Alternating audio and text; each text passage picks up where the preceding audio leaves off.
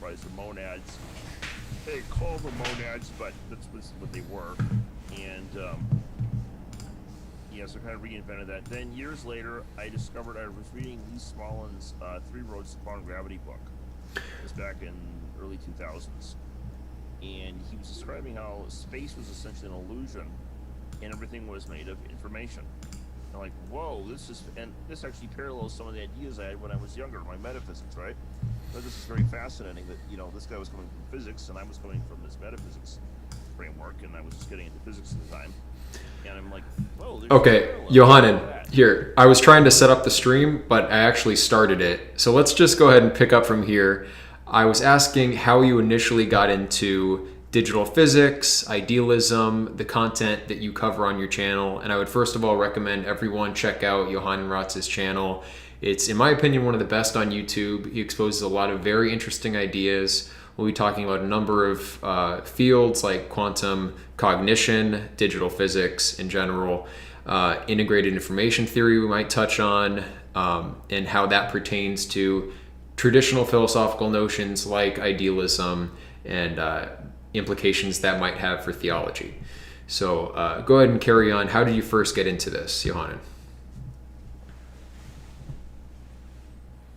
So basically what I did, it started when I was very young, and I was working at this, I recognized dualism was incoherent, and I was trying to work out a metaphysical framework of my own, and I came up to a kind of information monism, which approximated idealism. Actually, it was idealism of a sort, but I didn't call it that at the time just because I thought of idealism as kind of crazy, right?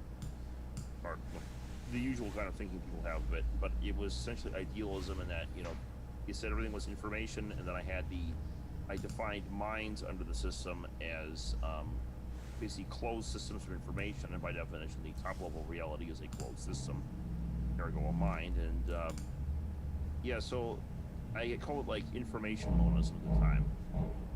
And then years later, I was reading Lee Smollin's book, Three Roads to Quantum Gravity, where he starts talking about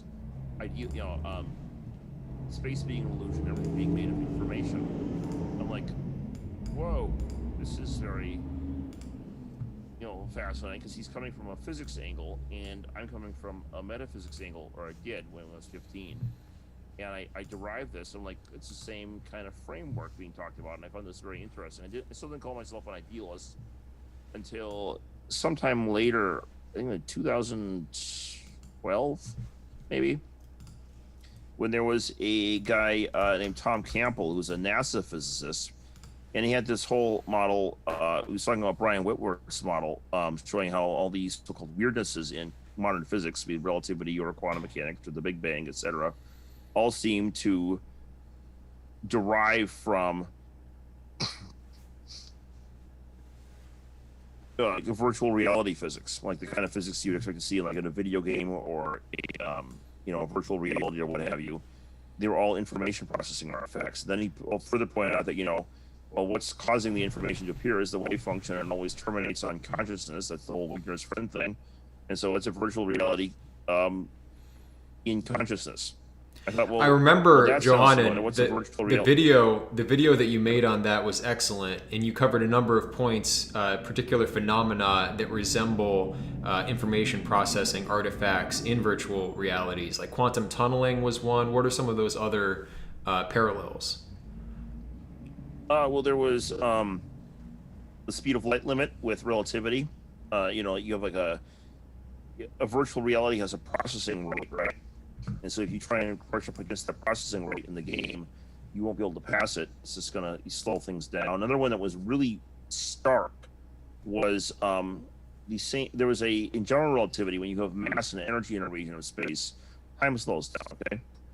Well, that actually happens in reality. Obviously, it's general relativity. But the thing with this is in video games, that'll happen as well. You open too many screens up in your computer, and the processing will go down. Now, you might think that's just a kind of a goofy, not necessarily an exact parallel, but because maybe it's just a glitch or something, or a coincidence. But it turns out there's a guy, trying to remember the guy's name. Ted Jacobson actually demonstrated a theorem with the holographic principle that describes space-time as a two-dimensional projection or a three-dimensional projection of information. It's in like 2D, right? And what he showed was actually it'd be 4D because there's time involved, but the spatial component of it is 3D. And so you have this 2D projection in 3D, and the 2D projection is information. And what he showed was that as you increase the information density on the screen, it corresponds to space warpage. And the reason, of course, that space warps is you have you have more information content focused into an area of less information content.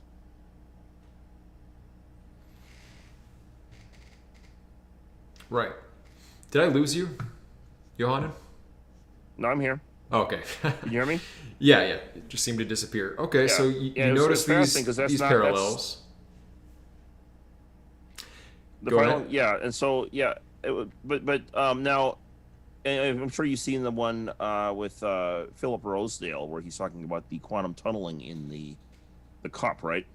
In Minecraft, or not Minecraft, Second Life. Yes. Well, that's not just an accidental correlation. There's a very direct parallel there in that, if you look at Minecraft, the same thing shows up with cows and chickens, and you put them behind a fence, and the cows will actually pass through the fence faster than the chickens will. And the reason for this is that they're a larger program, and there's this kind of oscillation between, the computer is processing the fence, and then it's processing the cows, and so on, right? And the chickens are smaller programs, though, and so it's handling the program load better at that level, right? Right. And as a result, you have this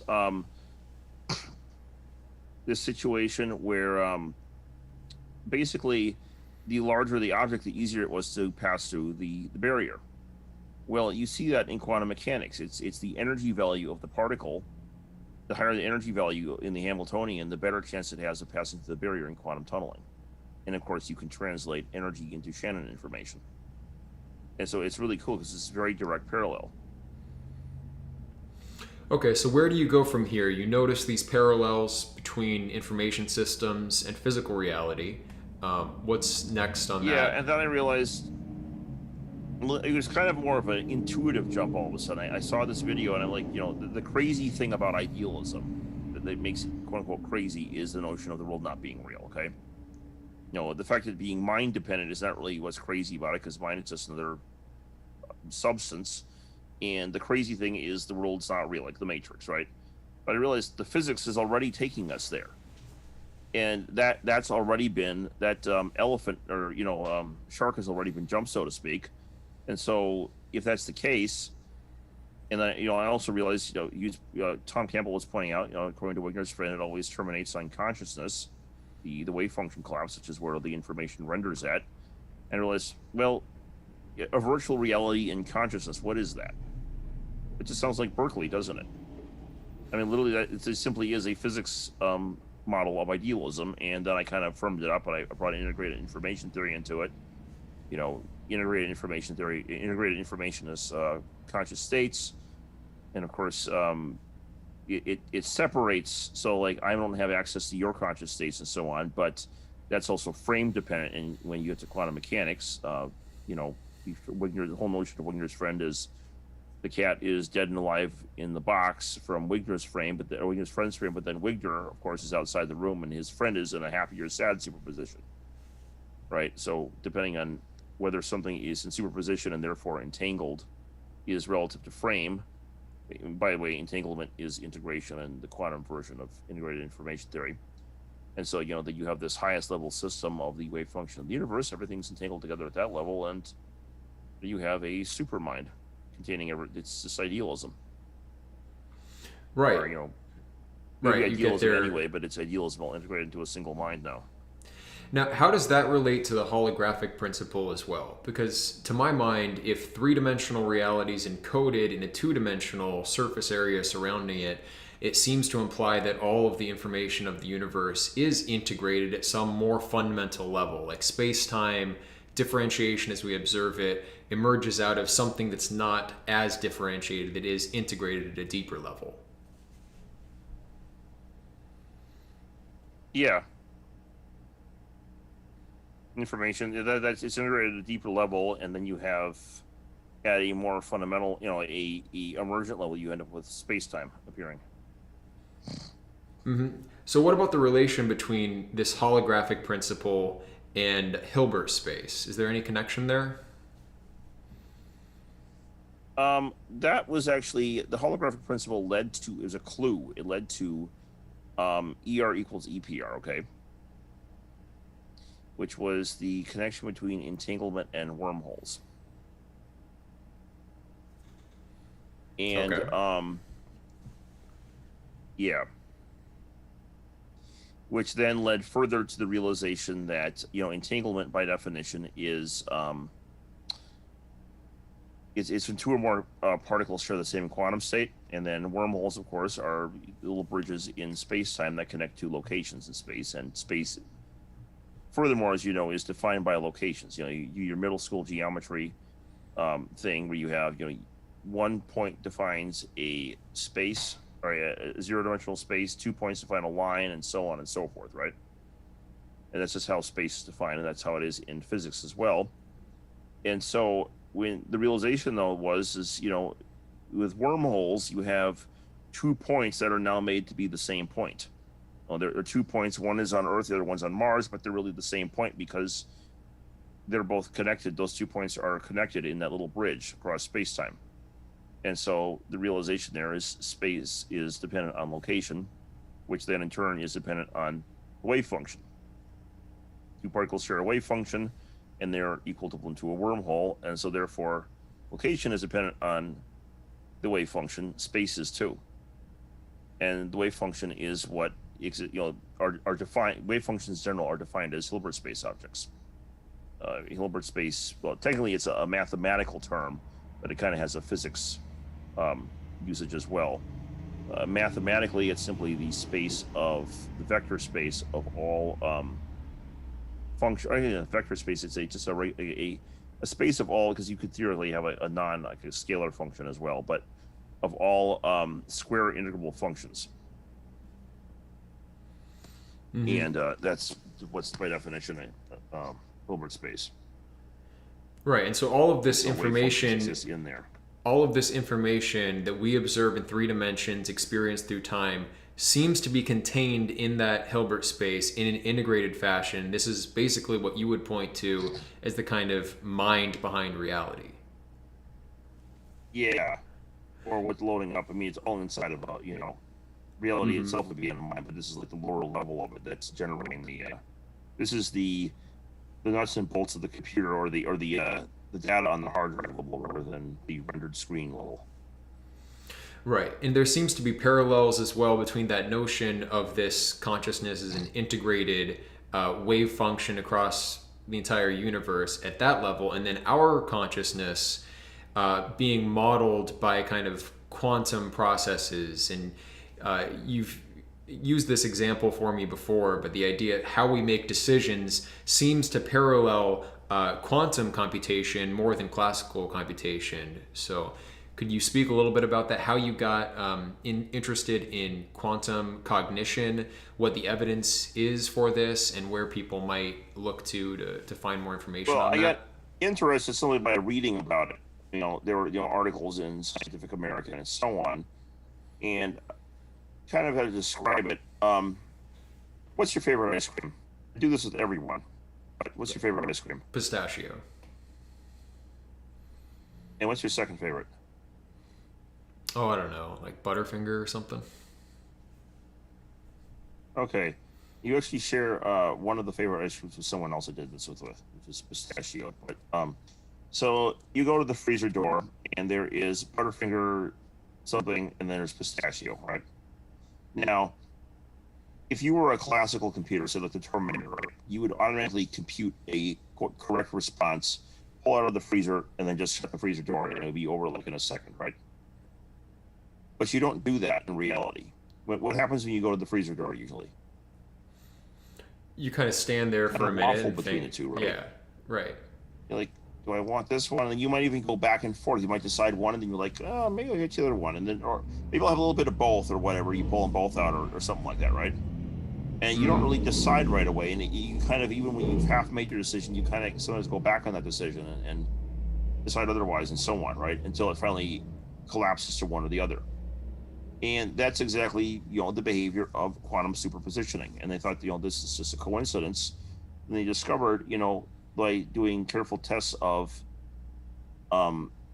people's behavior, that this is actually the behavior of the wave function. And they have a very kind of rigorous mathematical models now where they show that human thoughts and human decision making can be modeled with the Schrödinger equation. And even like sociological phenomena like stock markets, right? Yeah. Well, that's where they first discovered it. They realized that the Schrödinger equation applies to the stock market. And they got curious, why is that? And then they realized, well, the stock market is just a bunch of traders making choices on buying and selling. And then they realized, okay, well, if that's what it is, then this should apply in general. And so they're like, let's go and test it elsewhere. And sure enough, it's the standard human behavior. It behaves, the human processing, human decision-making models according to the Schrödinger equation. It's kind of crazy because you think of it's your mind behaves as though it's a quantum object. Right.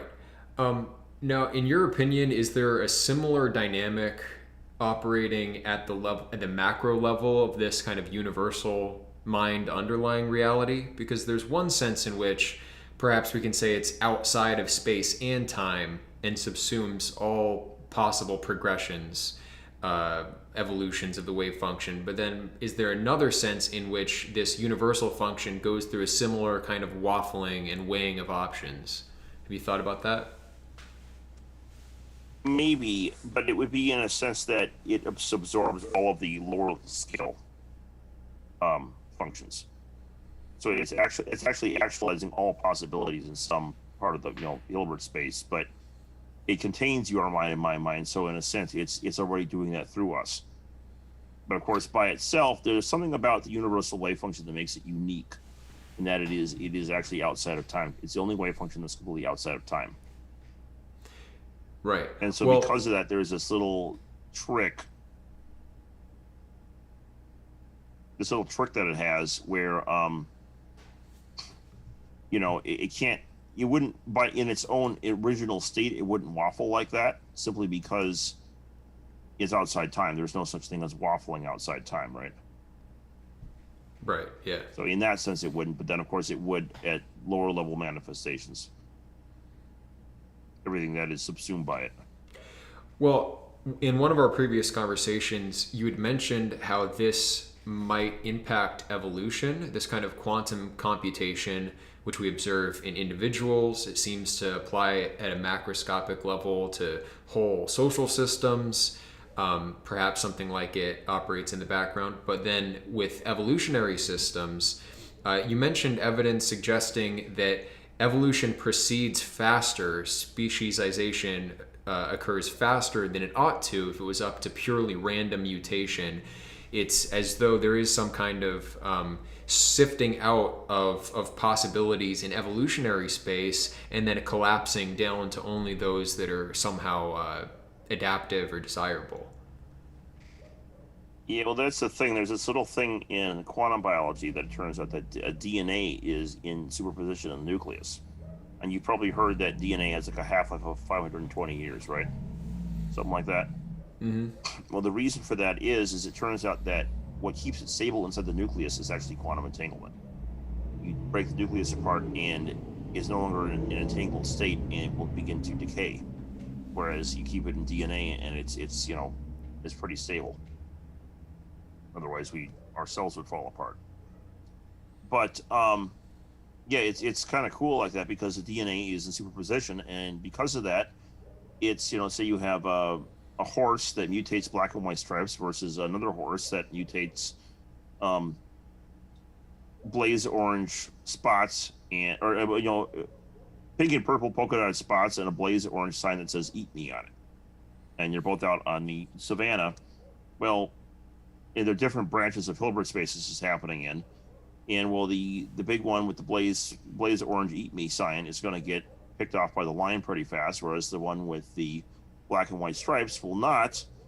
And so once the one is the blaze orange horse gets eaten, well, his cells are going to decay, and the DNA is going to be out of superposition. It's going to decay, and it's not going to contribute nice coherent structure to the rest of the wave function. And so therefore, in the wave function, the black and white striped horse is going to black and white striped mutation is going to predominate, and then it's going to skew the mutations in our world, which is in a completely separate world other than where these original two are happening, is such that there's going to be a higher likelihood for that mutation to appear in our universe. So it's kind of cool because it's kind of like the Elitzer-Weidman bomb testing experiment, where the bomb never actually goes off in our universe, but you're testing it in the photon acts, and simply by the behavior of the wave function, you can tell what's going on with the bomb in our universe.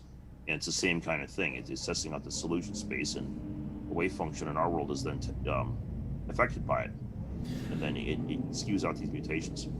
Yeah, and that's a phenomenon that would have wide implications. So let's drill down a little bit more on that and see if we can make that somewhat clearer. It's basically what's underlying the idea of quantum computation in the first place. David Deutsch, when he introduced the idea, had the notion that we could use parallel universes, in effect, to calculate certain problems that are intractable using classical computation models. So what is it that, first of all, does this presuppose a kind of many worlds interpretation or something like it, the branching timelines, and what is really happening with quantum computation? That's the thing. It's not really, not exactly certain where I would go with that. Like, MWI is... Straight. I have a crash program here. That's not good. Hold on, sorry. It might. That being said, there is an aspect to MWI is one of the few interpretations, along with Copenhagen, that is actually influenced by, is influenced by things in the physics themselves. Obviously, there's something going on in superposition that has a reality to it, right? Now, whether these are like just potential worlds being activated or not, that's a different question. And then, of course, some people say that MWI is like the materialist interpretation, and that doesn't actually work, which is kind of funny because it turns out that there's something called the preferred basis problem in quantum mechanics, for MWI rather, and there's a solution to this problem.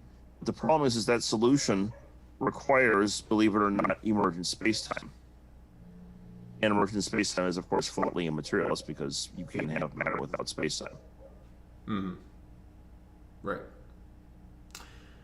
And so my own view of this is what we call I'm leaning towards what's called the many minds interpretation right now, which is basically a kind of an idealistic version that allows for some aspects of MWI as well as aspects of Copenhagen. And is this similar to Donald? As to the reality of these other worlds. Okay. But it's I'm agnostic as to the realities of other worlds, but... Go ahead. Go ahead, sorry. I was just going to say... Oh, yes, okay. I'm agnostic. It's funny how this is happening. You go ahead. I'm not going to talk. First I tell you to go, then you tell... Okay. All right. Yeah, so... I'm agnostic as to the realities of other worlds, but I'm not like opposed to them per se. I don't have a particular problem with them, but either they're as they have some kind of like sub-ontological reality, as some people proposed, or they have a fully ontological. They're both ontological in some sense, but it would be in whether it's something that's actually real versus not. Right. But whatever the ontological status producing is... something as a virtual reality or not.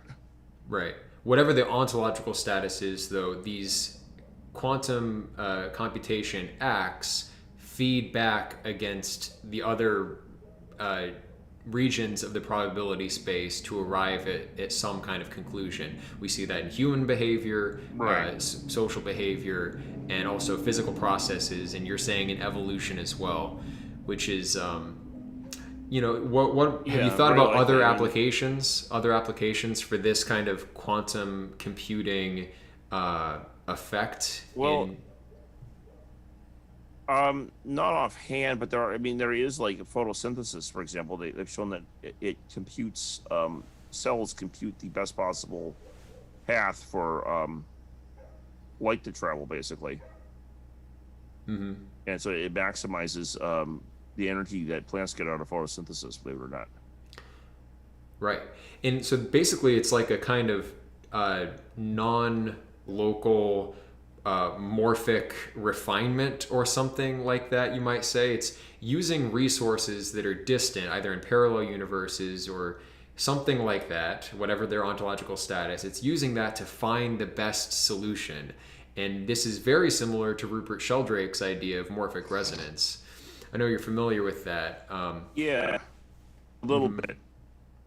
It's kind of funny because there's a guy named Gunter Beckley at the Discovery Institute who still say he's a creationist, but he's not. I mean, he's not like a creationist in the sense of like either a Yak or even an old Earth guy. He believes in common descent and so on, and he'll tell you as much if you ask him. So he's fully compatible with the evidence of evolution, but he has this idea that basically we talked about this and he kind of picked this up from me that's his model is. He thinks it's something like morphic resonance that is behind rapid evolution, and he's a paleontologist, which is where he got this idea from first. Was he noticed stuff was evolving too fast in the fossil record? You had like for example, there was a cow-like organism. I mean, not exactly a cow, but like the same kind of ungulate family, and it had some aquatic adaptations. And within 4 million years or 4.5 million years, it suddenly turns into something that's very dolphin-like. And one is, one body form. The other one is a completely different body form with all the, this traditional dolphin shape to it, right? Or at least a primitive version of the dolphin shape. Now, likewise, if you go back in the fossil record, you find something called, I think it's, actually, I have this on a chart. Give me a second. I can dig this up for you. Here we go. I have this dinosaur chart thing that it's kind of a hobby, and so I have all these Cardarhynchus. And Cardarhynchus is this little, like a lizard with flippers, okay? It's essentially just a lizard that has little flippers on it. And it's a foot and a half long. And in only 4 million years, this thing became a basal ichthyosaur. And it with the traditional dolphin type features again on it.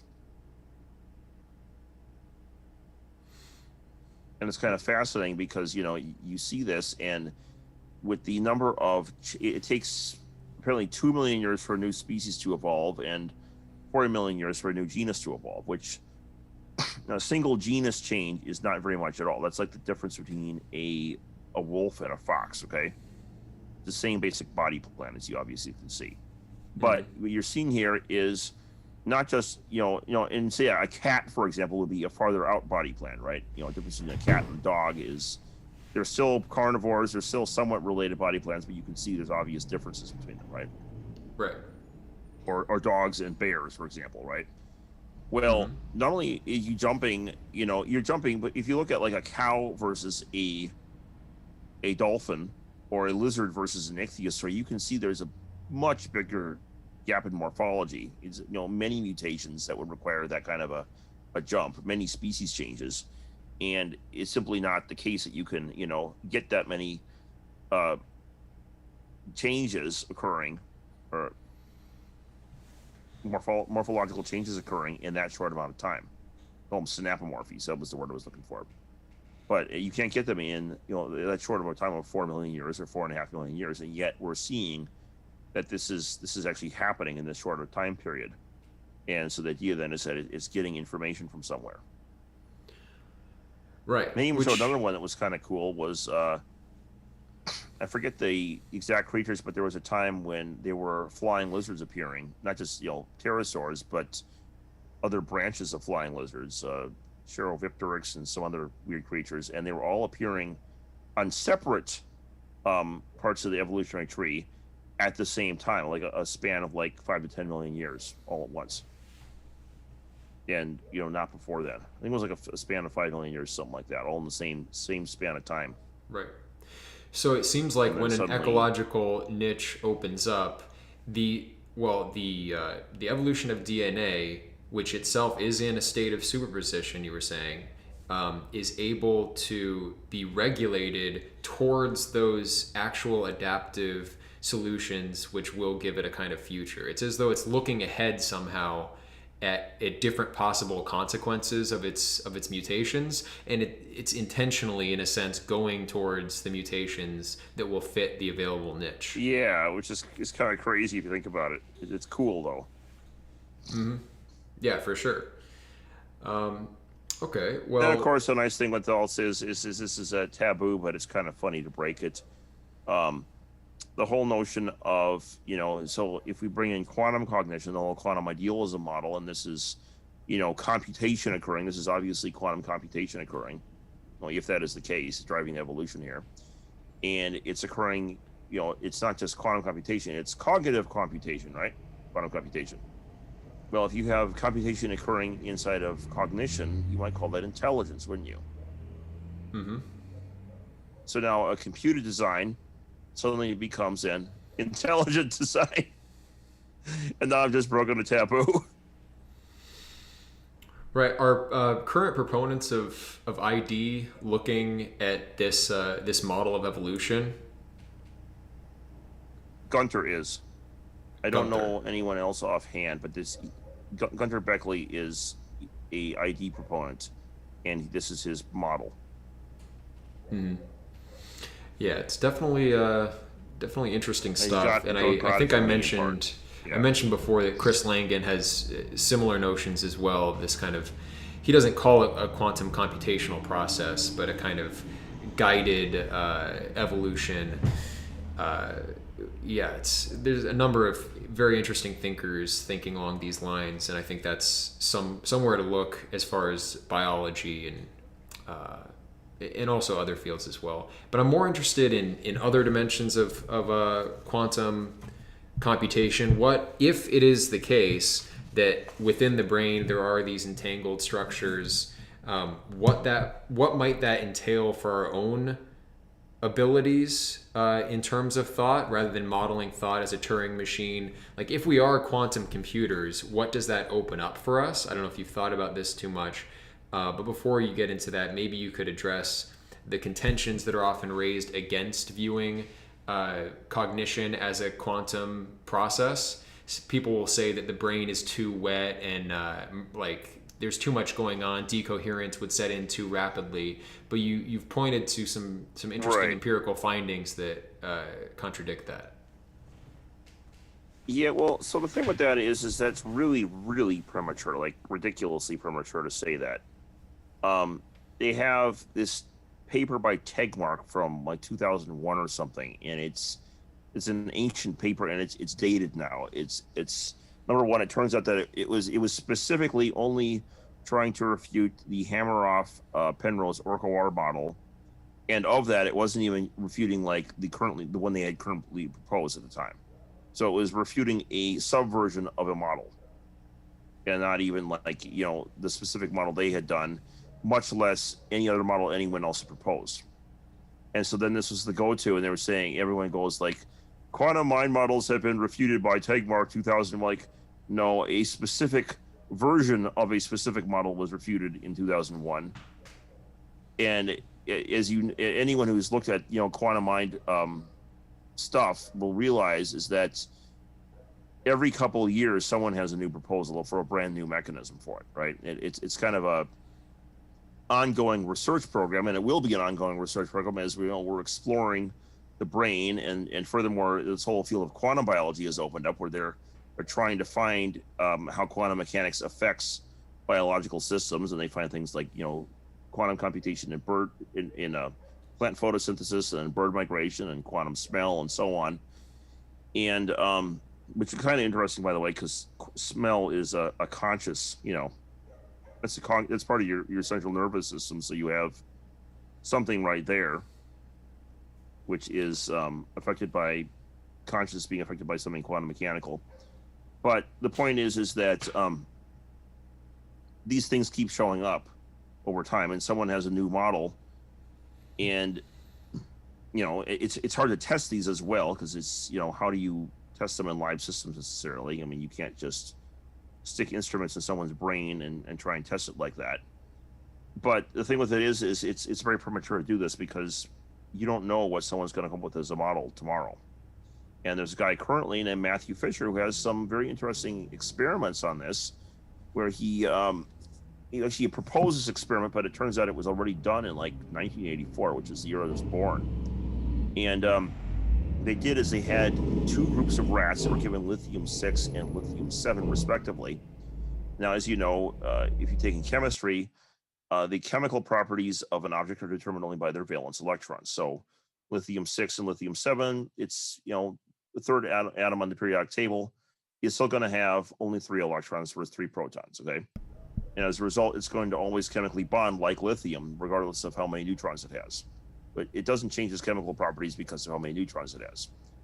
However, what it turns out, though, is that the rats that were given the lithium-6 versus the lithium-7 had markedly different behavioral traits when it came to parenting their children. And so you had one group was very sluggish and slothful, and they would actually cannibalize their pups, and they would neglect nest building. And so on, the other group was building strong nests, and they were trying to retain the pups at a much greater degree. The pups trying to get out of the nest, and they would. He actually referred to them as helicopter rats, helicopter parents, trying to get the kids back in the nest. And it was very sharp differences between the two. And it was, cognitive behavior between two groups of rats, and this was only based on a single neutron. And the only thing that a single neutron changes is the Hamiltonian of the wave function of the lithium atom, which is a quantum property, not a chemical property. And so what they're showing there is that whatever was behind this cognitive change was a quantum property in the rats. And then since then, he's done a little bit of research on trying to pin down where this would be in the human brain. He's posited something called the Posner molecule, which actually shields, he thinks it's a phosphorus atom in the human brain that is entangled and is the seat of consciousness in the brain, or a network of phosphorus atoms. And what turns out then is that these phosphorus atoms are actually shielded naturally by the molecule. I mean, yes, the brain is warm and wet and all this, but if you're an atom and you're stuck inside of a chemical, locked in by chemical bonds, you're pretty well protected from the outside. I mean, you're small enough, you're not going to be affected by any warm, wet things, because any water molecules that show up are just going to interact with the outer system, the outer atoms of the chemical compound, and not with the phosphorus atom, and so on, right? And so it's perfectly well shielded. And then he did a study on, if he computed the coherence time of the phosphorus, and it was something like 15 or not, like 9 or 15 minutes. I can't remember exactly, but it was 5 minutes. I forget exactly, but it was a substantial bunch of time, and it was several minutes, and it was well past like just even the human short-term memory span. And it was showing that there was actually something going on with human memory that, or it's possible, right? Not that is happening with human memory, but that it's perfectly possible that this could, fit human cognition, because it's at the same time span as human cognition. Right. Now, if that is the case, and we're using some form of quantum computation in our own thought process, what sorts of things could that quantum computation do that classical computation could not? What are the implications potentially for free will, or some of these questions? Well, the nice thing with that is, if you think about what here, a mind would simply be a wave function, wouldn't it? A entangled wave function. There's a big bunch of wave functions across the brain. It's all entangled into a single wave function, and that's your mind. And so, as you know, well, wave functions are probabilistic, aren't they? They don't have, you can't predict them with absolute certainty, because they are by definition probabilistic. Now, if you're equating a wave function with a mind, you got this kind of cool result where, well, that means the mind can't be predicted completely either, and it's open to all these different possible paths on the multiverse. or even whether it's a multiverse or not, it behaves like that. And well, that's free will for you. The solution is that, you know, and some people will say that a quantum brain is no less free than a classical brain because, well, now you're just determined by random events rather than, you know, classical things. It's not worse. It's like having you can't control it. It's just random things you're going to do, and you can't control what's going to happen, and there's no regularity to it. Well, no, what it could be instead is instead of the free will actions being caused by the quantum uncertainty, the free will actions are the quantum uncertainty. There's the identity between them. The wave function is the mind, and the wave function's probability on uncertainty is its free will. Right. Yeah. So how would that feed into 2 to 1? How would that feed into a kind of a bottom-up, multiple conscious agent emergent process like Donald Hoffman's model? You mentioned something like that just a moment ago. So if consciousness is this wave function, how do these wave functions interact? How could they potentially stack in various ways to produce these larger effects? Well, so you have a firstly, wave functions stack in general simply because of the nature of what they are. It's sine waves, and you can. That's how they work. It's a property in quantum mechanics. I can't remember the name of it, but it was in my textbook actually back in undergrad. And wave functions stack. It's just a property they have.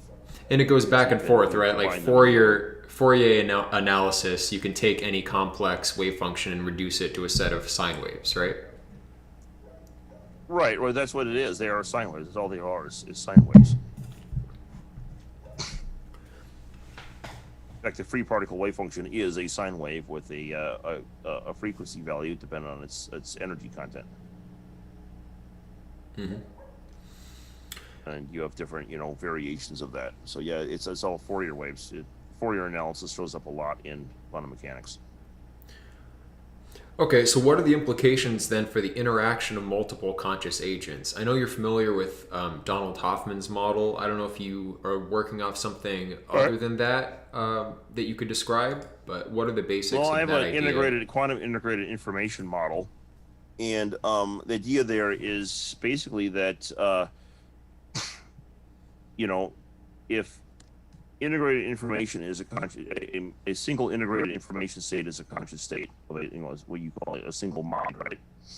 Then you have well, entanglement which is equal to integration on quantum integrated information theory. That's dependent on reference frame. You know, being entangled, it means being in part of a connection with someone else's wave function. Two particles sharing the same wave function. So the thing with that is, though, is that means, you know, what defines something as being in a wave function in superposition is reference frame. You go back to Wigner's friend for a second. Well, the cat's in superposition with, you know, inside the box, but outside with respect to the friend, it's, you know, he's outside of superposition and the cat is in superposition. And of course, with respect to Wigner's friend, to Wigner himself, Wigner's friend and the cat are together in quantum superposition and therefore entangled. So therefore, you can treat Wigner's friend as a mind, you can treat the cat as a mind, you can treat the system of Wigner's friend and the cat as a single mind. Okay, so what would be the implications of that? I mean, it sounds like that would be related to why the stock market is modelable using the Schrodinger equation.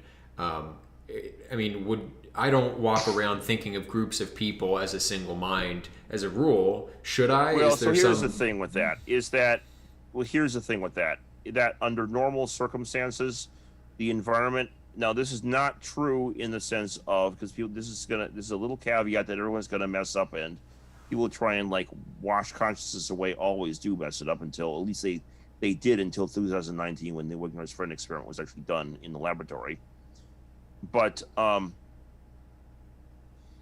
so for example, when you go outside, you're going to have air molecules bouncing across your face and interacting with your consciousness, and there's an environment there, right? Now, it is true that you collapse your entire environment, okay? In that sense, you might say that the whole rest of the environment is, in some sense, a conscious agent, and you're just experiencing aspects of that conscious agent. Now, the individual aspects, like the rock and the tree, no, those are not conscious. Those are just rendered information in consciousness. But the whole rest of the system is basically, well, it's God's mind feeding information to you, as it were, right? Mm-hmm. That's what that is the conscious agent you're interacting with. However, the rest of that, though, would say in reality, Wigner and Wigner's friend are, I mean, if all that's separating them is a laboratory door, there's going to be sound vibrations and other things coming through the laboratory door, molecular vibrations that are going to link them together into the same environment, such that they're not really in superposition anymore. It's a meta, locking the laboratory door is a metaphor for it being in a cut off in such a way that it's sealed in its own superposition, right? So in reality, it wouldn't be quite like Wigner's friend experiment by itself. This is why they had to do a modified version of it for the actual test.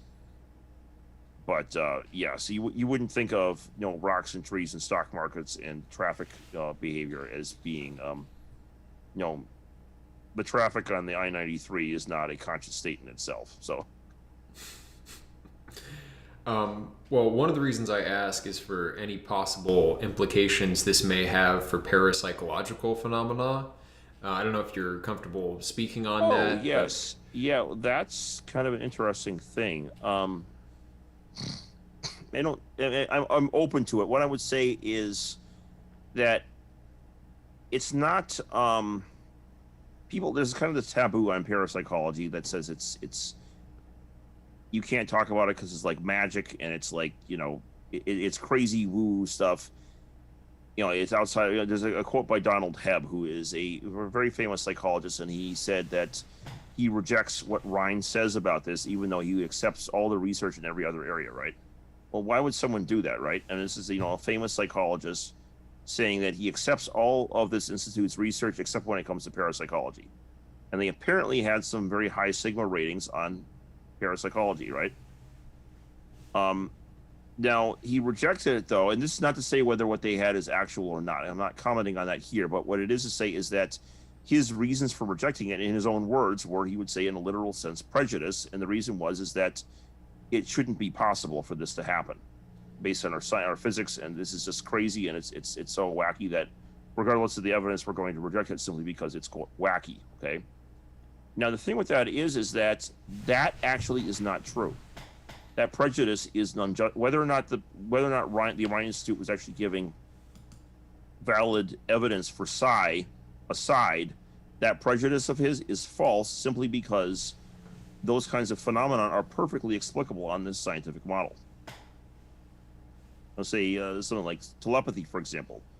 It would simply be, say you have two brainwave, conscious states in your mind entangled with my mind or what have you through Hilbert space, and say that they're entangled in the same conscious state. Well, quantum entanglement can happen over vast distances, as you know, right? Mm-hmm. Which could, in vast distances, it could mean Wisconsin and California, where you're from. Right. So there's nothing illogical, or if telepathy is real, for example, it would not be mysterious. Let's put it that way. There'd be nothing magical or paranormal about it. It would simply be, it's just cognitive entanglement. No, that's how this is very speculative, obviously, but what sorts of techniques might you employ to bring yourself into superposition with some other mind? Like, how could that come about? What would be the causality there? That would be a weird question. No, granted, of course, in a certain sense, say you go to God's mind is already entangled with all of that, right? Mm-hmm. So maybe could be, say some spiritual practice where you become more in tune with God or what have you, it may allow for something like that. Because now you're accessing a higher degree of entanglement. Right. And one of your recent videos, closer to God or base consciousness. Yep.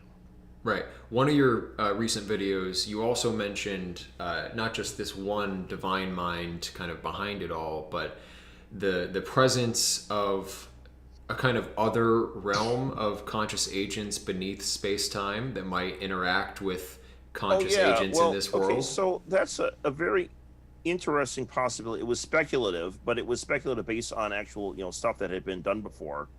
And it's not to say they are there, but it's to say that it's very logical if they would be there.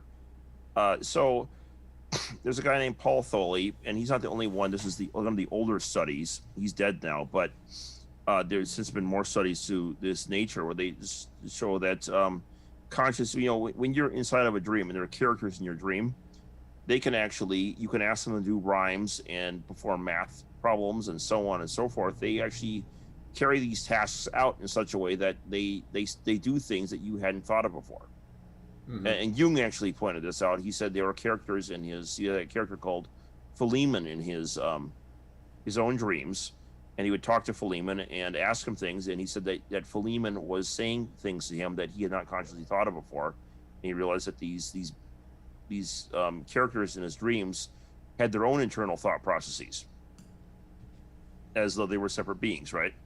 And that was actually Paul Thole's phenomenological, his scientific conclusions, his paper, this was happening. It's just kind of creepy if you think about it.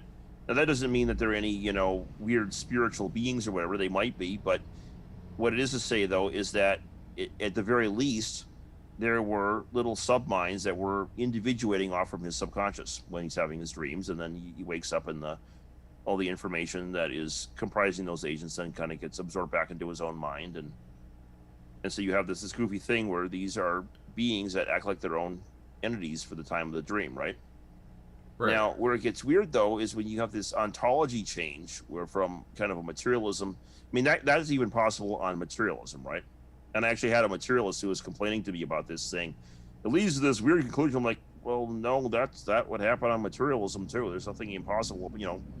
On materialism, the mind is either a process or an emergent thing, and well, you could have all these, you could have a dream about a computer, a sufficiently advanced computer, with all the wiring and so on dreamt up as well, and the program dreamt up, and run an AI inside the computer in your dream, and well, there's no reason that shouldn't be conscious, right? I mean, if you got a sufficiently developed mind that you could remember all that detail, right?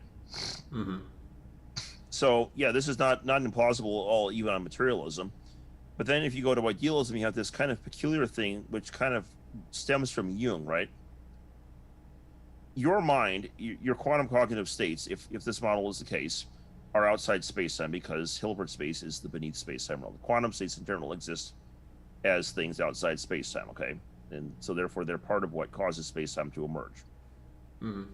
Not much of it, but just, they're among the quantum states that are the many trillions upon trillions of quantum states that cause space-time to emerge. Now, if that's the case, though, and the rest of these quantum states are mental, which there's no reason to believe they wouldn't be, because, the Schrödinger equation it describes one type of thing. There's not a Schrödinger equation for particles, one and another one separately for quantum cognition. There's just one Schrödinger equation. Then the rest of it should be mental as well. And then you have this peculiar conclusion of you don't have access to all of this, right? It's there, it can influence your consciousness because it's the same kind of stuff, right? But you don't have access to it, so that makes it unconscious. But then it's, what's undergirding reality, it's all these stuff undergirding space-time. Well, now it's collective as well, isn't it? It's a collective unconscious, which is what Carl Jung was getting at. And so then the question is what happens if this individuation process, the psychological individuation process that was happening on Thole's model, is happening as well at this collective unconscious level? And so you have this really creepy conclusion, or not a conclusion, but a possibility opened up that is very logical. There's nothing that militates against it. If Thole's research and the research, and he wasn't the only one, that's actually kind of standard thinking now in a lot of dream studies, where they think that your mind is temporarily individuating other little minds while you dream. If this is the case, and if reality has this structure where it's basically the universe is one gigantic lucid dream, all being emergent from quantum cognitive activity outside space-time, you could very well have other individuated minds just existing outside space-time as well, the same way you do in dreams, like collective unconscious dream agents. And say you die, well, collective unconscious is still there, and so these hypothetical agents could still be there after you die, and they could have been there before you were born. You might have dreams of them anyway, interact with them in dreams anyway. Now, do you think these This sorts was kind of spooky because yeah, do you think these sorts of agents from their own reference frames would observe something like the physical reality that we perceive? very likely. I mean, when you have them, let's suppose that you interact with some of these in a dream or something, right? If you were to have that, and of course, you wouldn't know whether it was individuating from your unconscious or your collective unconscious. There's literally no way to tell, unless they reveal information to you of an unusual nature. Well, inside the dream, especially lucid dreams, it feels quite physical, doesn't it? Sure. Yeah. Who's to say you're not visiting their reality, or you're not mutually visiting some third reality or something like that? Well, you're both dreaming. Maybe they're in their reality, they're dreaming, and some other frequency domain in Hilbert space, they're dreaming there, and you're dreaming here, and you're both generating this third domain, and you're both accessing it together. And you might be their, separate agent existing in their separate collective unconscious from their perspective. Yeah, it's entirely possible. I mean, there's it's wacky and out there, but there's nothing logically against it, shall we say? Yeah. Now, let me ask. We're basically talking about the idea of parallel worlds that can interact in some capacity. Obviously, this brings to mind notions like demons, angels, things like that. So have you thought about the traditional Christian schema of heaven, hell, earth? So in other words, we have these parallel worlds with different possible beings in them. Do you think it makes sense to place them in some kind of hierarchy? Like, is there such a thing as a world that is, like in the Bible, closer to God? Inside of, well, okay, so higher degrees of entanglement, for example, would be closer to God, and lower degrees would be farther from God, and you could have a hierarchy like that. And of course, lower entanglements would then manifest as, more states, more separated states, and then higher entanglements manifest as fewer separated states, and it would kind of fit you've probably seen like emanationism, like Neoplatonic philosophy and so on, where they have the one up top who is God, and then it kind of trickles down, and there's more sub-emanations, and at first there's very few emanations, then it gets farther and farther down, and then you end up with physical reality at the bottom with very highly complex individuations, right? Right. Emanations. Yeah. So that it fits that very well. Mm-hmm. Now, the role you've already mentioned, Carl Jung, collective subconscious. We have these hierarchy of different domains that might exist, kind of compressed together in Hilbert space. What about the role of archetypes in thinking about that space, navigating that space? It seems like the Christian tradition and other mythological traditions use icons which kind of point towards these more or less perfect archetypes, like the Virgin Mother or Christ himself, like the divine man. Like, have you thought about these archetypes in a Jungian sense as it relates to all of this, and what would be like, can we scientifically justify some of those religious practices in a deeper sense? Well, this will sound kind of creepy, because I'm going to give you a version of this that is actually not religious itself, but it does overlap into religious territory, but it's actually kind of creepy, okay? And you mentioned the video where I was talking about the possibility of individuated minds existing both at a personal level and at a collective unconscious level. Well, so you have archetypes, and in there I actually mentioned the case of the Betty Crocker marketing ad campaign in the 1940s, I believe, or 30s, where they had there was an egg symbol that was being used. Women were feeling guilty about buying the cake mix that was being sold, and because they didn't have to do anything. And well, the egg, then it was said to add one egg, right? And adding an egg, you might say, well, that makes them think they have to do something so they don't feel so guilty, and that may be true to an extent, but really adding an egg is not that difficult. I mean, it's just, you throw some water and you crack an egg and you throw the egg in, okay? It's not difficult to do that. What was the idea was that the egg had a archetypal subconscious archetypal connection to the feminine. You see it, all throughout comparative mythology and religion and so on. the egg is a symbol of feminine fertility and life-giving power and so on. And so you connect that, with the cake mix, and now what it's saying to the woman at a subconscious level, not what she's consciously thinking, is by giving this egg, you're giving of yourself as a woman, and so therefore you don't have to feel guilty about not having done anything. And so then when they did that, suddenly it started selling like hotcakes.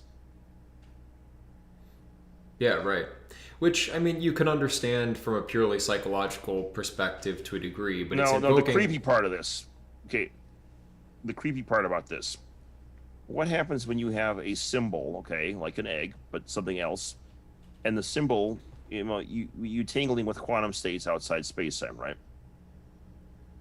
Which are cognitive states, okay? In that case, woman entangles with egg, right? It's just two symbols connected to each other, okay, whatever. It's like a programming thing. It's nothing out of the ordinary about that. It just fits really well with the model.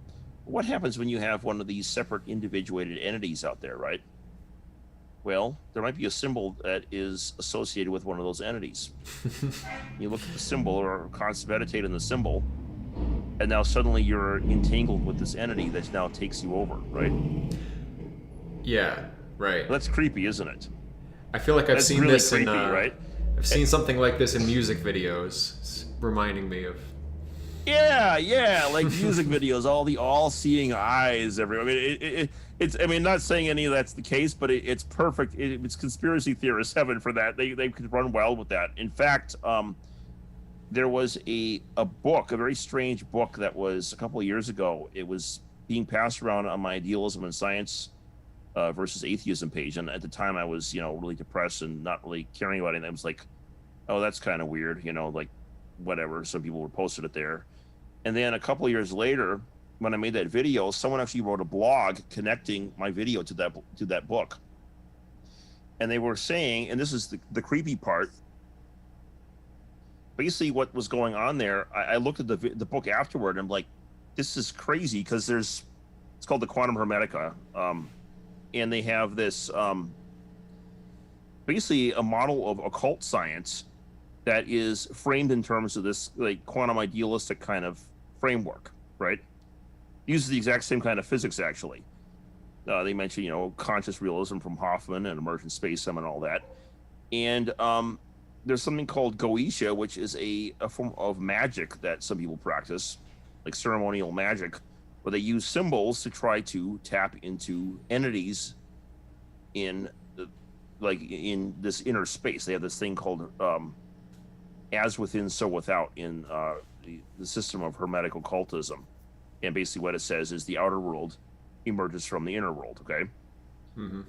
Which, kind of neatly meshes the whole notion of this inner space being modeled by quantum cognition, causing outer space-time to emerge, right?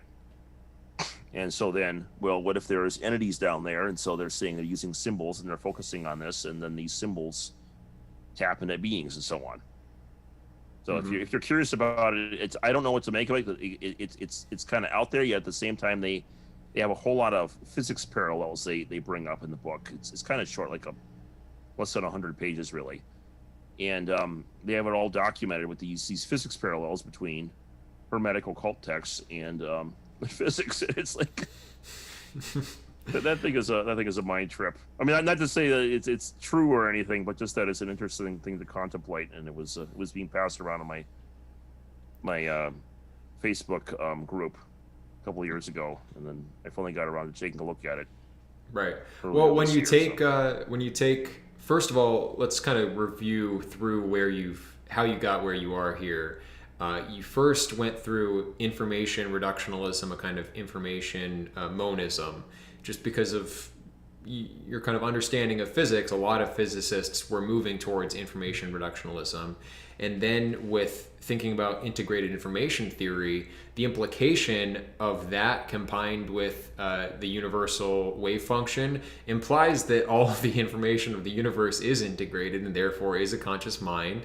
And then you're looking at physics parallels to information processing systems, again pointing to the idea that there's some kind of fundamental similarity between our world and something which is within a mind, a simulated kind of experience or something like that. And then you move forward you move forward thinking about the conscious agents dynamics, quantum computation occurring in the brain, and we get to somehow this space where we overlap with hermetic occult sciences and magics, and how exactly did we get here? Yeah. Well, it's like you kind of poking around and like, I mean, imagine like this is kind of the analogy that would be used, right? Imagine you're like an archaeologist, right? And you're digging around. Okay, you're finding, okay, you got some pottery here, you got some outlines of a building layout, and so on. And like, okay, this is cool. And you got some idols, and then you got like broken more pottery and some chariot wheels and some other random stuff. It's all kind of interesting. You're like, oh, we have a cool thesis about this ancient Egyptian or ancient Sumerian or ancient Roman, architecture, right? And it's this cool thesis. And then you keep digging, and all of a sudden, holy crap, there's a Stargate down here. There's a spaceship buried underneath. What is all? It's hieroglyphs on it. It's like that. It's kind of like, something you did not expect to find at all. It's like, what the heck? And yeah, it is that I'm parallel. not endorsing it because it just sounds. I'm not saying it out. Yeah. Yeah, but definitely there is a parallel. I'm not saying these. It out loud. I'm not holding you to anything. This is not Johanan Raatz's official statement on the existence of any hypothetical ancient magics, but it's just interesting when you compare these physics models, and a lot of these are cutting edge models, and putting them together leads to this view of possible conscious interactions between agents in discrete in space-time, discrete potentially other dimensions, interfacing with archetypal symbols and how these might actually lend power to certain beings who employ them. It seems insane, but then we find all of this in the Hermetica. We find this in a lot of the stuff is in Platonism as well, and the parallels for ancient mythologies and the kind of physics model that you're pointing to here. They have it in Kabbalah too. Yeah. In the book, someone gave me a PDF of the book, and what was interesting about this was they talk about vibration a lot, and I mean, you see this often like in the New Age circles, right? They talk about vibrations, and you're like, it's kind of annoying. Like, keep your vibrations up. It's like, just shut up, you obnoxious, But there's an actual it turns out that they got this notion of vibrations from the Hermetica, and they had this text. It was published by the Masonic Lodge of Chicago in 1908 called the Kabbalion. And let me see here. They have an entire chapter on what they call the principle of vibration, and they were apparently numerous physics. I mean, when you talk about vibrations in a physics sense, especially in this modern physics sense, what comes to mind automatically is the wave function. Mm-hmm. And they were saying about how vibrations can mediate telepathy, and even if you throw out the whole psi thing as bunk and so on right off the bat, not making any statements about that or anything. Just treat it as like a hypothetical thought there, right? If that's the case, if there was such a thing as telepathy, it would not be mediated by radio signals. You drive out across the country, and what happens? After 50 miles, you got to tune to a new radio station because the old broadcasting tower has gone out of range, right? Mm-hmm. But in this case, and brain waves are much weaker than that. I mean, it's like half or an eighth of hertz or something like that. It's not going to pick up anything. And yet, the idea with telepathy is that it's over vast distances, right? And right. It's not being affected by the inverse square law. Well, the only thing that sounds like is quantum entanglement. Right. Which is a wave function thing. And then of course they say that the vibration of the all is at rest, right? Well, that's strange, right? Well, where does that come from? But then you realize in 1967 you have this thing called the Wheeler-DeWitt equation, where they have the calculation of the wave function of the universe, and it has zero energy, and it's also time independent. It's completely outside of time. Well, something that's outside time has no vibration. It's at rest. And something with zero energy also has zero vibration. It's a zero K value. And then they even went further and talk about, now granted this is in 1908, so at the time the notion of an ether was a very popular notion. Einstein's relativity had just showed up in 1905. So at the time people were not really thinking of getting rid of the ether yet. It was still a popular view. They just kind of, in their minds that there would probably be some reconciliation between that and relativity. So keep in mind, you're thinking in basically a 19th century mindset when this thing was written. And so when they use the word ether, think of space-time instead, okay? Right? Mm-hmm. So what's interesting, so what they say here is, it's actually, this is from, I got the PDF open. Universal ether, which is postulated by science without its nature being understood clearly, is held by the Hermeticists to be but a higher manifestation of that which is erroneously called matter. That is to say, matter at a higher degree of vibration, and is called by them ethereal substance. So replace universal ether with space-time, and you get some really weird stuff out of it. It turns out that this actually is a thing. In 2004, and this is, cutting edge stuff. This is quantum gravity stuff. They're saying space-time emerges from entanglement, and furthermore, certain excitations in this entanglement. This is called a string net liquid, by the way. When you have a system of not just like one or two particles that are entangled, but like of many particles that are entangled, or many quantum states that are entangled. Because in this case, it's actually driving particles the other way around from it. What turns out is that various excitation states in this quantum entanglement pattern that derives space-time also derives particles. So not only does space-time emerge from these entanglement patterns, but the same space-time that emerges in the entanglement patterns also is causing these particles to emerge. And so it's literally the space-time and the particles are two sides of the same thing. They're emerging from this singular vibration structure. Which is exactly what the Kybalion... That's exactly what the Kybalion said in 1908. Yeah. Which is downright spooky because, that is cutting edge physics. That's not even just quantum mechanics, which it's spooky in itself. What they're describing sounds an awful lot like quantum wave functions. That's like stuff that was discovered, and one of these was in 2015. That's just 5 years ago. This is stuff that's all being discovered right now. And there's parallels to this, apparently, and that's what the Hermetic Kabbalah is, Quantum Hermetica is saying. We'll get to Hermetic Kabbalah in a second because that's also in the book. But the Quantum Hermetica is saying this, and they all have this reference in the back. They have, it's all. I looked at the references too, and they're all pretty mainstream references. It's Sean Carroll and Anton Zeilinger, and then they have stuff from Scientific American and so on. And it's all. A lot of these are actually original papers published by scientists. Yeah. I bought that book, and I linked in my Discord at one point. I'll link the link to the Quantum Hermetica on Amazon in the description, as well as Johanan Raatz's channel. But yeah, what about that Kabbalah parallel? Yeah, I would highly recommend getting that book to your audience. Mm-hmm. What? Yeah, and what about the parallels with Kabbalah, right? Hermetic, okay, that's where it even gets spookier, okay? Now, Kabbalah it's a different system. It's a Jewish system, whereas Hermeticism is a Egyptian system. So Kabbalah has this view that there is our reality, and it's being generated by a deeper level of reality that is a veiled reality, right? And it's kind of interesting when I heard that phrase being used because, what was his name? Bernard d'Espagna, who was a Nobel Prize laureate in physics, actually described the quantum world as a veiled reality, and our world emerges from it. Mm-hmm. And the thing with this is, though, is they then say that our world emanates from this veiled reality, and that God is the top of this veiled reality, and so on, which sounds like it meshes well with this same kind of metaphysical framework that we're using with quantum idealism. However, then we have, let me try and find it. Okay, so now if you were to try to fuse Hermeticism and Kabbalah, this emanating world of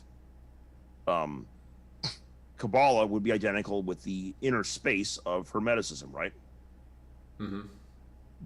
On Hermeticism, the outer world emerges from the inner world. On Kabbalah, this upper world causing the lower world to emerge, right? And it's the same. You draw connections between the two, and you can then have a joint system called Hermetic Kabbalah, and they have a small section about this here. And so now, if this is the case, right, this would be the Hilbert space of the wave function, right? Right. Well, what's creepy about this is when in the book here they describe this, and this is I mean, if you thought that the parallels with the vibration stuff was crazy, this thing takes the cake. Let me read this section for you, and I'm going to show you what this is. It would not be wrong to think of this tree of life as a map of the program of archetypes generating the virtual reality. In fact, one Kabbalist text, the Sefer Yetzirah, or Book of Creation, which is kind of cool because it's describing creation of reality, appears to provide a very good description of a 22-level block sphere. Block sphere is something named after a physicist named Felix Bloch, if you're interested. Okay, so here's the description. The 22 letters, the foundations, he arranges on a sphere with 231 modes of entrance. If the sphere be rotated forward, good is implied, and if in retrograde manner, evil is intended. For indeed show the mode of combination of the letters, each with each, Aleph with all and all with Aleph, thus in combining all together in pairs, are produced these 231 gates of knowledge. And it goes on, and this is no, that was the quote from. So I'm quoting a book, which is self-quoting a book. So, going on with the original book now. The block sphere is a mathematical representation of the state space of a qubit. Here, states are arranged on the surface of a sphere in pairs with an axis for each pair of states. Well, that sounds familiar, doesn't it? That was what we just described before, right? Now it gets further interesting. Pure states, meaning single states, which is like either spin up or spin down, are on the surface of the sphere, whereas mixed states or permutated combinations of the pure states are located within the sphere. Well, remember they said they're combining each Aleph with all and all with Aleph? Those are permutated combinations, right? Mm-hmm. And notice what they're saying about they're located in, the gates of knowledge are in the sphere. Like you're going into the sphere to get the permutations, which is where we have the mixed states on the qubit, on the block sphere. Each such permutation corresponds to a different superposition of states, which would process a different probable outcome within the quantum state. This is again what is seen in the description of the Sefer Yetzirah. The 22 letters are arranged on a sphere, producing 231 permutations corresponding to entrances within the sphere, which is where the mixed states in the interior of this block sphere. In turn, the description of each of these 231 different quote gates of knowledge corresponds nicely to different outcomes in information one would expect from different superpositions in a qubit. Well, when you talk about gates of knowledge, okay, talk about gates of knowledge in the context of computation. What does that sound like to you? Yeah, logic gates, right? Those are quantum logic gates. Wait, I mean, it's the gates of knowledge. It sounds like it has this kind of like mystical, like you're going through these gates of knowledge. That's what you kind of think about. Like, no. I'm looking at this with different eyes, and like, holy freaking, these are quantum logic gates. And then it gets crazier still, okay? It said likewise, I didn't know this, because I didn't know much about qubits per se. Likewise, operations are done on the qubit through rotations of the block sphere, with different rotations corresponding to different outcomes. You see, you rotate it, you have, one spin up versus spin down, and then we'll process different outcomes going into the computer program. Mm-hmm. This appears to correlate with the example given of evil intent and good intent ultimately corresponding to the different rotations of the sphere in the Sefer Yetzirah. Only one example of these peculiar similarities in quantum computing would seem to describe letters in superposition in Hilbert space. Given that the context of this passage is in describing the creation of the universe with these letters, this would seem to fit firstly with the general science described before behind Hermetic correspondence, as well as with the synthesis of Hermeticism and Kabbalah described here. Which is, if you think about it, it's crazy, okay? Yeah. Now, if you want to further even make it go crazier and tie the vibration directly to that, I mean, that's describing the behavior of quantum bits, okay? And as I just mentioned before, the vibration is describing the mechanics of the wave function, right? Because quantum computing is, of course, also describing the mechanics of the wave function. Let's fuse it together a little bit further here, and it turns out this is, you kind of inferred indirectly, okay? Because you have this whole business with, this is in like chapter 6, I think. Oh, it's first section. I just got it here. They're having this thing about how vibrations cause miracles, right? You change the vibrations and you can cause miracles to occur. Well, you think about that for a second, and that sounds stupid at first glance, right? I mean, like, you took that out of without any context, like microwaves change vibrations. You put your food in there, and it causes the water molecules to heat up, which then causes the food to heat up, right? Mm-hmm. Or maybe using a pain ray on protesters, Antifa protesters, and that causes the water molecules and their skin to heat up and so on. Yeah, if only. The Raytheon's active denial system. Sorry, I had to throw that in there. So I made some shit posts of that on Facebook. Really irritated some people. They're not actually using that, right? No, it would be funny as hell if they were. Yeah, it would. Apparently Trump wanted to. But I think he, decided against it because it's a little bit of a controversy. Anyway, so these quantum vibrations, well, you think about that, that's not a miracle, okay? And making, sound waves come out of your speaker is not a miracle either, okay? Because those are just mechanical vibrations. There's nothing miraculous about that. Talking about a miracle, you're talking about something in a supernatural, quote-unquote, plane that is causing something to happen physically, right? I mean, that's the whole notion. That's what makes it, quote, magic and so on. Mm-hmm. And microwaves and loudspeakers are definitely not magic. That doesn't count as magic. Well, if you think about it, the only thing that could fit that definition is a quantum vibration, right? The notion of being outside of space-time, aka a quote-unquote supernatural realm, and then it manifests in space-time in the form of vibration, but the quantum state it corresponds to exists outside of space-time, as this whole emergent space-time from Hilbert space stuff tells us. And, well, if you think about that then, so these wave functions are things that exist, you put back to the Hermetic Kabbalah synthesis, that's the emanating realm of Kabbalah, okay? Which is the same realm that is governed by this block sphere mechanics as described above. And so this is the behavior of that wave function outside of space-time. And so you put these two together into a joint system, you have not only the kind of mathematical structure of it in terms of vibrations and all the rich detail that it corresponds to, the emergence of space-time and appearance of particles and the behavior of the zero vibration frequency of the universal wave function, and of course the non-local behavior with the hypothetical telepathy example given. But you also have this whole business with quantum computation occurring. With was that not an exact? The parallels with the block sphere were just creepy, actually. Like it was just one parallel after the next, all matching together, Mm-hmm. Yeah, there's a lot of these parallels, which it begs the question, or raises the question: was this knowledge encoded in some of these systems by someone who had advanced knowledge at an early time, or perhaps was this channeled? But of course, we can't. Well, maybe can't it know was any one of that, those but... other entities, or maybe it was both of those possibilities. Mm-hmm. Well, people who watch this channel know that I am a fan of the hypothesis of Atlantis, that there was an ancient civilization in the past that reached some level of technological sophistication. And I think if they did exist and did have advanced technology, it was probably based on sound, probably based on waves in some capacity. And I don't know if I would say Atlantis. I mean, that's a little out there, but at the same time, I think a case can be made that there is, you see things like Göbekli Tepe, and it's about the right time frame, that there probably was some level of civilization that was more advanced than we thought at a time that was earlier than we thought, And if you look at it from a kind of a Christian view,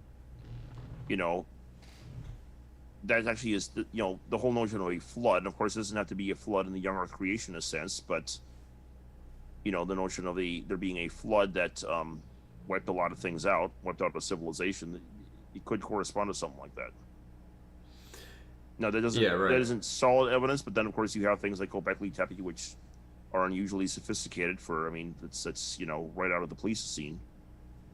And they have, these you don't have cavemen coming out of a cave at the end of the Pleistocene. They're hunting mammoths and say, hey, let's build this cool thing, and let's make it really hard on ourselves by making these massive megaliths that are be perfectly carved and erect them in this, and then let's go on top of that and purposely bury the whole site, Right. So yeah, it seems that there's evidence that there was something at a, there was also this issue of what they call meltwater pulse 1b, which could very well be what was the basis for the flood description in the Bible, right? And it was at the end of the Pleistocene, and basically the ice caps melted down, and you have this situation where the sea level raises 200 feet all around the world, right? Right, yeah. Well, when you have civilizations, where do they usually, I mean, even today, today it's a bit different because we have much better infrastructure and we can chip stuff in. But, when you're starting out earlier, if you want to build a civilization, where do you build your cities? On the coast. On the coast, or near some water body, or water, close to water level. Well, if sea level raises 200 feet, like this happened, right? Yeah. Then your cities are all going to get washed out, aren't they? Yeah, that's right. I can say catastrophically, so there's a comet impact or some other little disturbance that kind of sets the whole thing off. I mean, there's been, many mass extinctions, and it was kind of a small mass extinction. All the mammoths all died out, except for, a few pockets in Alaska and so on.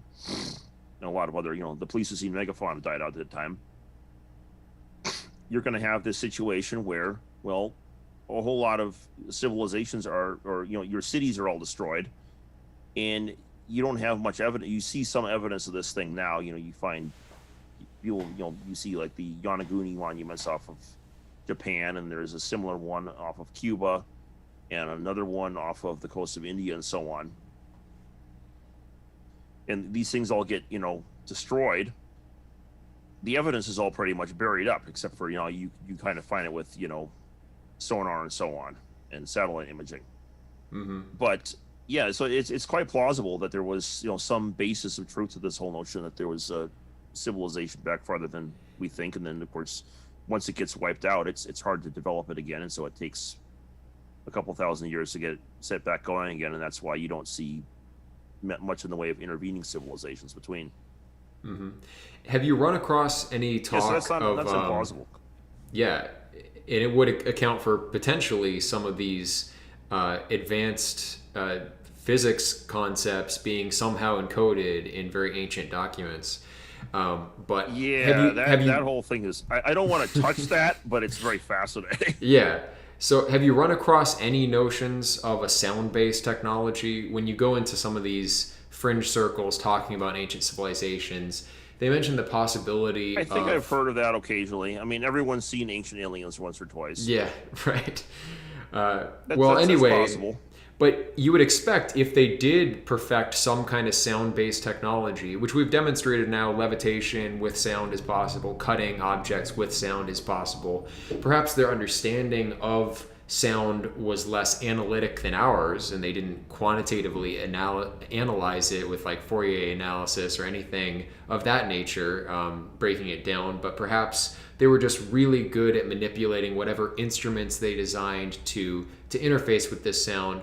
If everything of their technology relied on these vibrations, then perhaps they worked out some kind of primitive science of the nature of these vibrations and some of their correlates at the spiritual level. So basically, by analogy, right? They by analogy were like, okay, these are also vibrations. They're not sound vibrations, but there's some other vibrations, and they kind of worked it out. It's possible.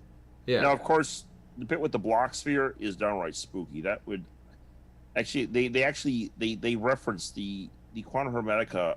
I looked at this specifically. They referenced the reference to the block sphere. I'm going to try and find out again because I scrolled past it, unfortunately. But okay, here we are again. Let's see. Okay, that's this 10. Okay, so chapter 3. Yes, chapter 3. You can go to the references.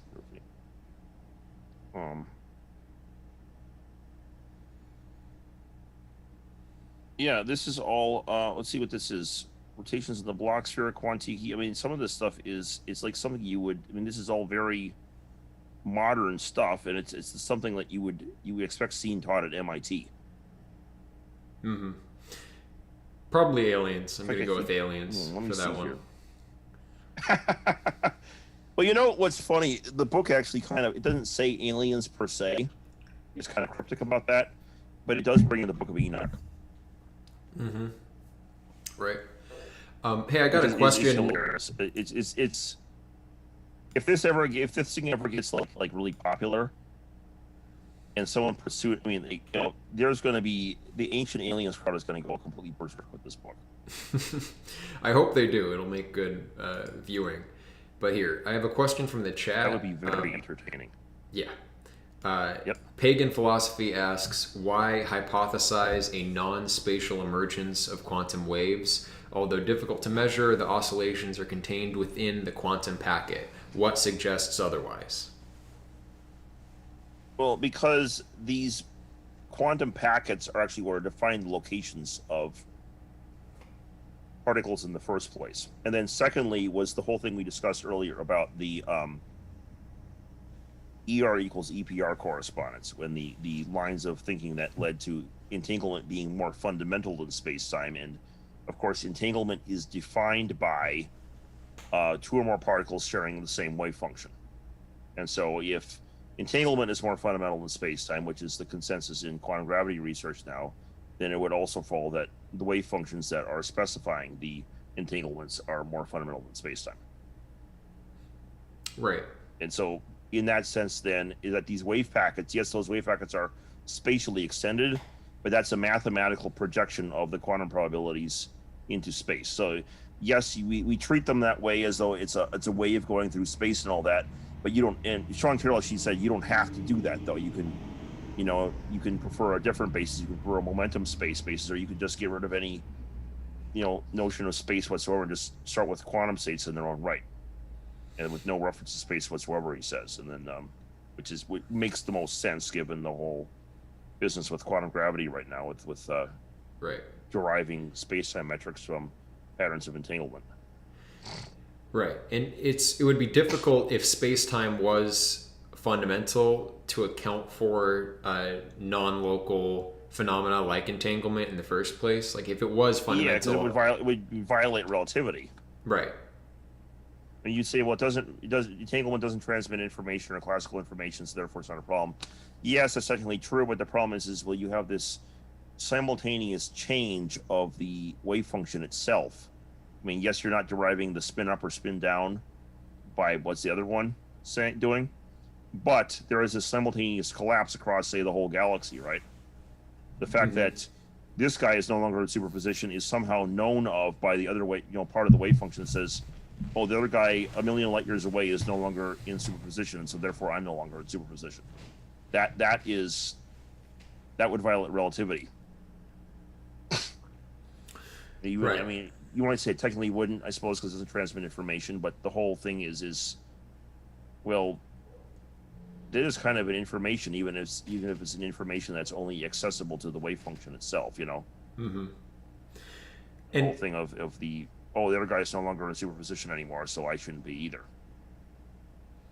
Right.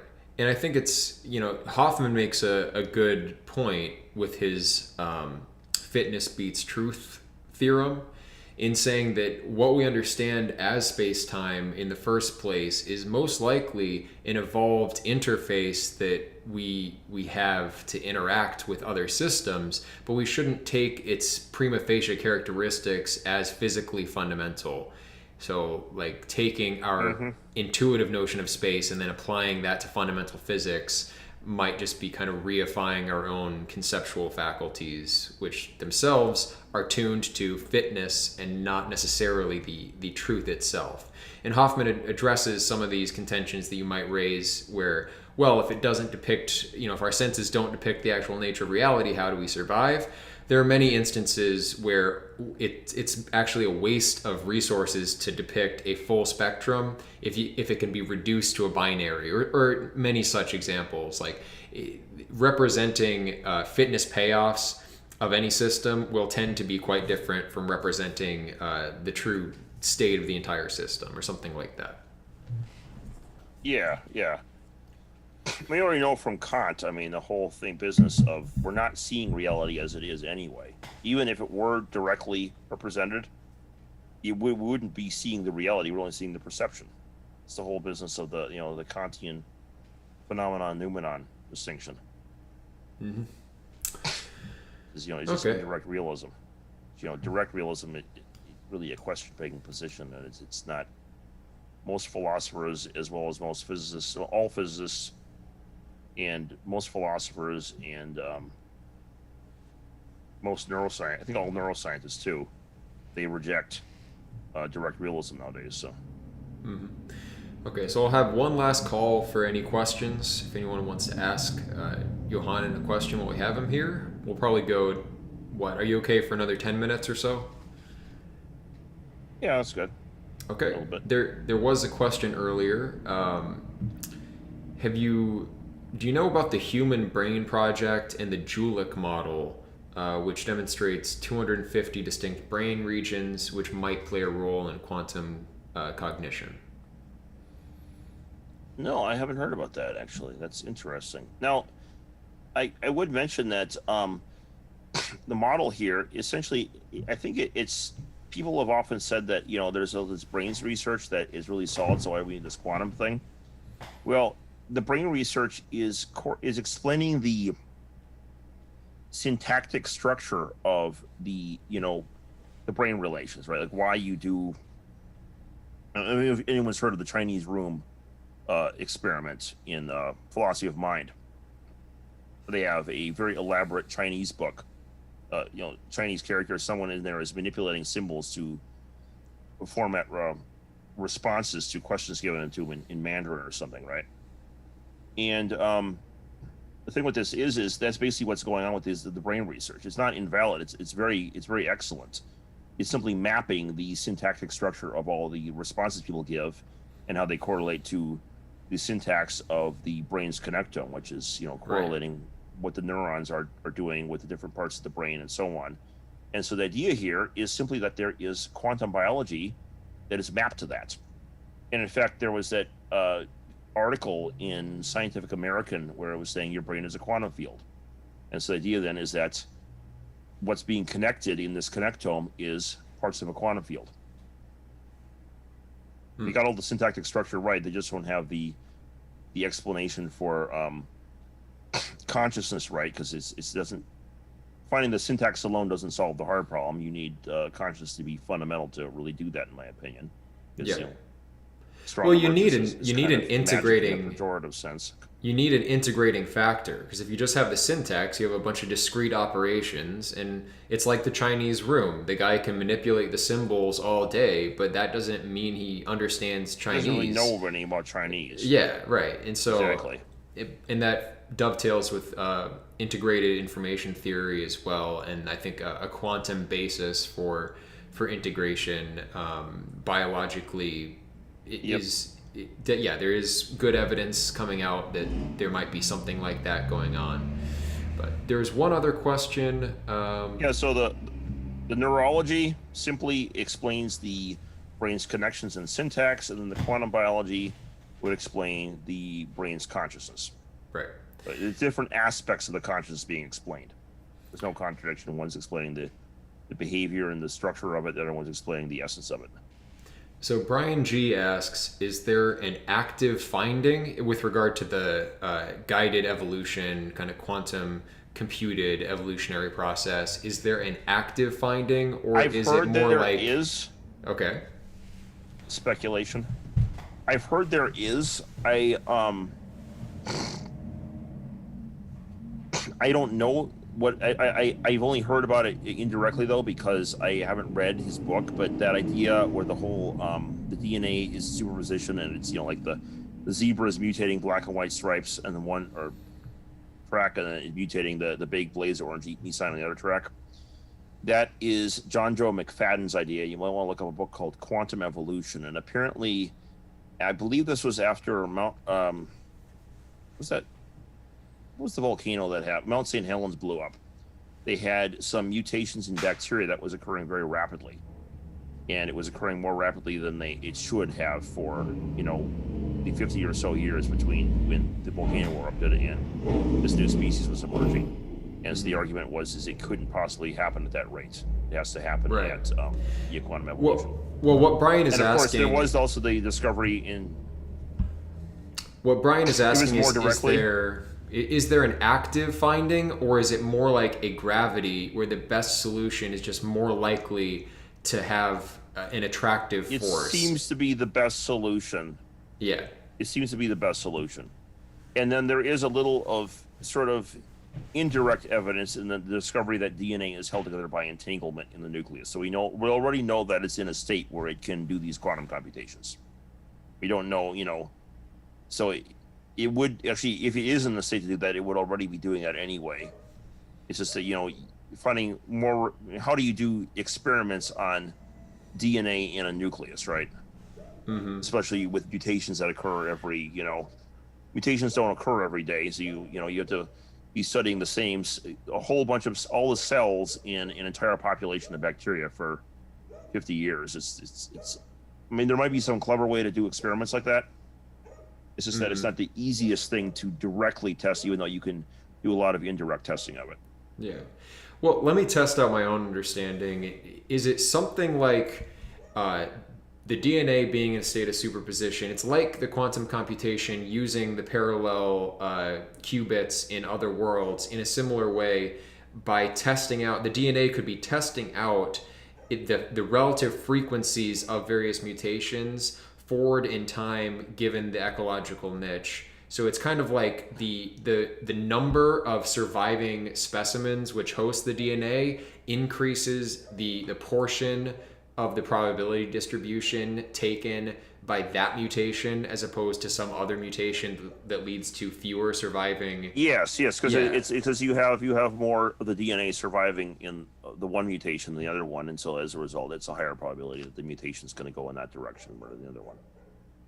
Yeah, definitely fascinating, and it has a lot of implications, I think, especially since it applies at the evolutionary level, at the sociological level, at the individual level. Perhaps it could be invoked in parapsychological phenomena, and then, of course, we can tie this all the way back up to theology and all unified by this kind of physics description, reducing everything to these wave functions. Mm-hmm. And my one last question. You want to see something really? Yes. Oh, go ahead. Well, my last question would just be about the nature of waves in the first place. Have you thought about, because it's a pretty fundamental notion, like thing. Yeah. What do you think about why would that be a fundamental principle? Mm-hmm. Well, it's what everything reduces to. I mean, quantum mechanics says everything reducing to waves, so everything's built up out of it ultimately. And it's when you have energy moves in waves, right? Either like compression waves or longitudinal waves. So yeah, it's a pretty ubiquitous thing in physics. Mm-hmm. The only time then there isn't an interaction that would quote unquote involve a wave would be a very simple kind of situation where it's a rocket shooting off in one direction or a pool ball interacting and so on. It's simple interactions, not the complex ones with energy doing things. Mm-hmm. Over how it propagates or how it interacts with matter and so on. Yeah. So it is ubiquitous. I mean really Maxwell's everything equations are described with that way too. Right. Yeah, it's ubiquitous. It's really quite ubiquitous. Okay. Well, maybe you can find resonances with the idea that God speaks reality into being. It is a kind of sound wave or analogically something like it that underlies all of this in the Christian as well conception. as the notion of being information. Yeah. It's information. Logos. I mean, that's the digital physics component. It's the wave, it's the sound and words. The meaning and the information it's conveying. So pagan philosophy asks, but they get to that in the Quantum Hermetica too. Go ahead. Mm-hmm. DNA and superposition, that's a massive object to undergo a quantum collapse. Do you have a link that you could refer us to or a source for the DNA, the superposition of DNA? Yeah, hold on. DNA entanglement. Yep. Technology review. I'll give this to you on Facebook here. MIT Technology Review, quantum entanglement holds DNA together, say physicists. This is from June 28th of 2010. So in the grand scheme of things, not too far into the past. Recent enough research anyway. Okay. And so, I would encourage everybody interested in this to go check out Johanan's channel, and I will post the link to that source in the description, as well as Johanan's link and the link to the Quantum Hermetica, which was a very entertaining read and covers a lot of this stuff and gives plenty of sources for anyone who might want to dig deeper. So thanks for making the time. Tell the pentagram. Pentagram? Here, the pentagram. That was spooky. That section was spooky. I feel like we should leave that to the interested reader and not invoke any potentially demonic symbols. That one, you got to read that, because that is creepy. The explanation for that and how it ties into the physics is just plain creepy. It's like, that one will bend your mind. A lot of that book will, but anyway, thank you, Johanan, for joining us today, and thanks everybody for listening. Again, the links are in the description. Check out Johanan's stuff. Bye-bye.